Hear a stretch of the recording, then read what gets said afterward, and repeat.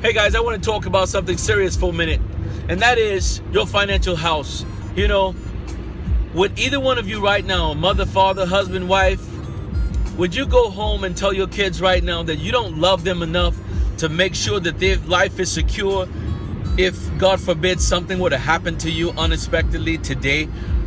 You know, let's say you're 30 years old, and you have kids still in the house growing up.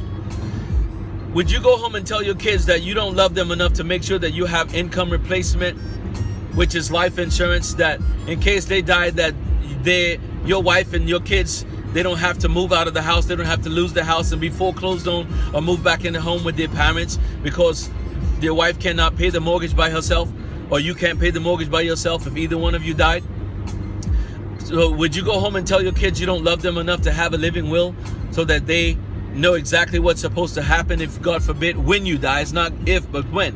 Would you go home and tell your spouse that you don't love her or him enough that you guys start saving money in an emergency fund today, or that you start your retirement savings so that you can have money that lasts beyond your retirement life? Do you love your spouse? Do you love your kids? If you do, then why don't you build your financial house? Why aren't these things in order? Why don't you do these things today? For what you spend going out to eat with your family, let's say it's a family full, if you do that every week or whatever, for less than you spend to do that, you can make sure that your income was replaced 10 to 12 times in case when you die. You can make sure that you have a living will. For what you pay to spend on cable, or that new car that you really didn't need, or that oversized house that you really didn't need, that you have too much room in, you could make sure that you retire wealthy and that your kids have a legacy, and that nobody after you has to ever be without money again. That your children's college fund can be in place for less than what you spend on cable.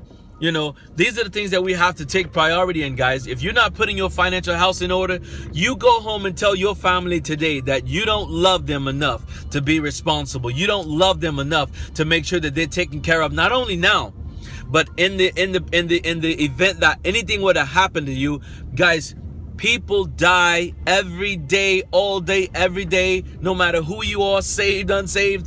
That, I had a friend of mine tell me he was saved, he wasn't going to die. Okay, you go home and he's a preacher. You go home and tell your wife and your kids that you preach the gospel that you don't believe, and that you don't love them enough to make sure that when you die, that they're going to be taken care of, and they're not going to have any financial worries. They're not going to have anything to worry about. They don't have to lose their home. Your kids can still go to college, and that your wife can maintain and keep the house. You go home and tell them that you don't love them enough to do the right thing.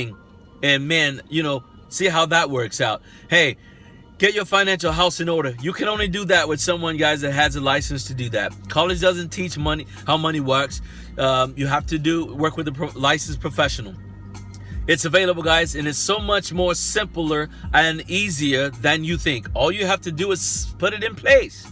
Put it in place. Do it today. Don't wait till something happens to you and for your family to realize that they're in a tragic situation.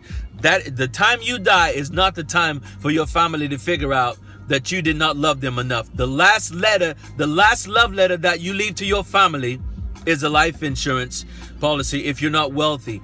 The last love letter you can leave them is an inheritance that says, hey guys, I'm gone, but you don't have to worry about anything. You're going to be fine. Hey, God loves you. I love you. Hey, there's only one order in the world, and that's God's order, and that's the true world order. Guys, ask questions. Get your financial house in order today. It's very simple. Get it done. If you don't, shame on you.